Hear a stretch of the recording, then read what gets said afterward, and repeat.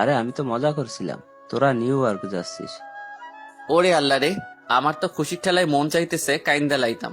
তারপর খাওয়া দাওয়া শেষ করে নিজের রুমে এসে বসে আছি। কি ব্যাপার? আব্বু এত খুশির একটা সংবাদ দিল আর তুমি মন খারাপ করে বসে আছো? মন খারাপ করব না তো কি করব? ওইখানে গিয়ে আঙুল চুষবো? আরে কি বলো, তুমি জানো এখানে কত সুন্দর সুন্দর জায়গা আছে? এখানে গেলে এমনিতেই মন ভালো হয়ে যাবে। ওইখানে মানুষ ঘোরার জন্য যায়, যায় অন্য কিছু করতে। তার মানে তুমি যাবে না? না, যাব না। তাহলে আমি আম্মুর কাছে গিয়ে বলতেছি। যাও যাও। কিছুক্ষণ পর আম্মু এসে, কি রে সাদ, তুই নাকি রিয়াকে নিয়ে হানিমুনে যেতে চাচ্ছিস না? আম্মু, আপনার ছেলে আমাকে একটুও ভালোবাসে না, আমাকে শুধু দূরে ঠেলে দেয়। ওরে আল্লাহ রে, আমার এক বোতল হারপিক দে, খাইয়া মইরা যাই। রিয়া, তুমি এসব কি বলতেছো? আম্মু শুধু এতটুকুই না, আমি ওর কাছে যেতে চাইলেই শুধু আমাকে বকা দেয়। বইলাই সে কি কান্না রে ভাই। ওয়া ওয়া, আমিও দুঃখের ঠেলায় অক্ষরে কাইন্দা লাইছি। ওরে এত আবেগ ক্যারে, ক্যারে এত আবেগ। দেখ সাদ, আর দ্বিতীয়বার যেন ওর মুখে এসব কথা শুনতে না হয়। তারপর আম্মু চলে গেল। রিয়া মুচকি এসে, কি ব্যাপার, কেমন দিলাম? আমি কিছু না বলে বাইরে চলে আসলাম।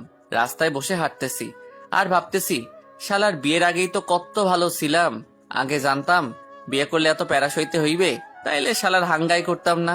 রাস্তায় হাঁটতেছি আর গান গাইতেছি, আগে যদি জানিতাম তবে বিয়ে নাহি করিতাম, এই জ্বালায়ার প্রাণে সহে না।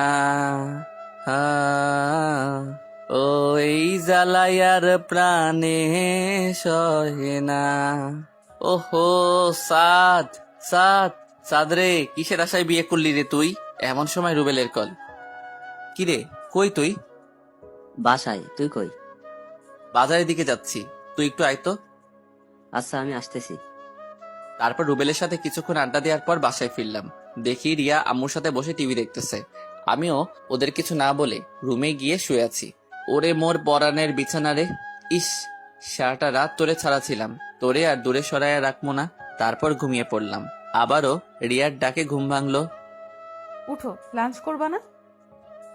তুমি যাও, আমি আসতেছি। তারপর দুপুরের খাবার শেষ করে রুবেলকে কল দিলাম। কিরে, কি খবর? আরে রাখ তোর খবর, বাজারে আয়।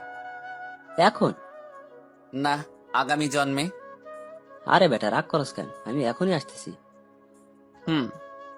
তারপর রুবেল আসলো। কিরে, কেমন আছিস? আরে বাদ দে, তুই কেমন আছিস? কেন, নতুন বিয়ে করলি, তোর তো মন ভালো থাকার কথা। আরে ব্যাটটা, বিয়ের আগেই ভালো ছিলাম, বউ খালি প্যারা দেয়। রুবেল তো হাসতে হাসতে মঙ্গল গ্রহে পাড়ি দেওয়ার অবস্থা। ওই শালা থামবি? রুবেল হাসতে হাসতেই বলল, তা তুই তো সবাইকে প্যারা দিয়ে বেড়াইতি, আর এখন কিনা? দেখ রাগাবি না কিন্তু। আচ্ছা আচ্ছা, ঠিক আছে। তারপর রুবেল্লার সাথে কিছুক্ষণ আড্ডা দেওয়ার পর সন্ধ্যায় বাসায় ফিরলাম।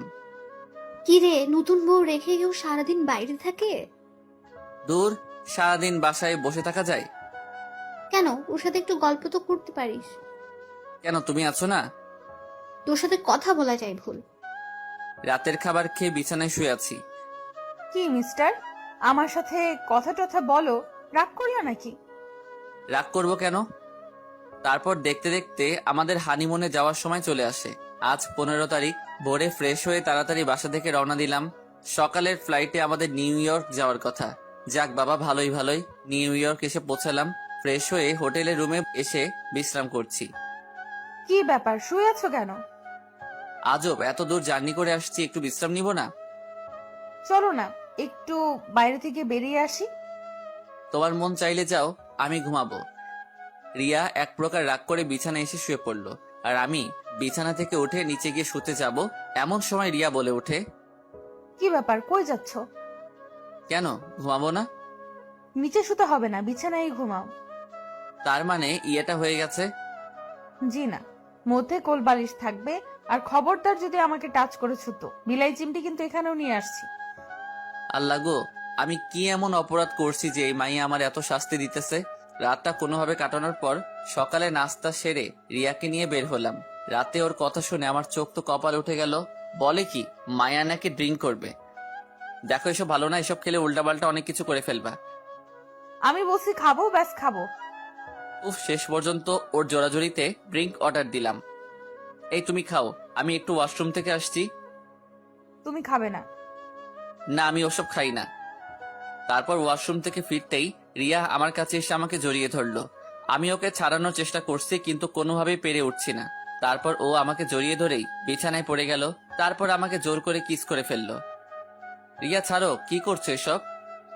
তারপর রিয়ার কাছ থেকে নিজেকে কোনোভাবে ছাড়িয়ে আমি বাইরে যেতে যাব, এমন সময় ও আমাকে পিছন থেকে জড়িয়ে ধরে। এই আমার কাছে আসো না, আমাকে ভালোবাসো না। আফাগো, আমারে ছাইড়া দেন।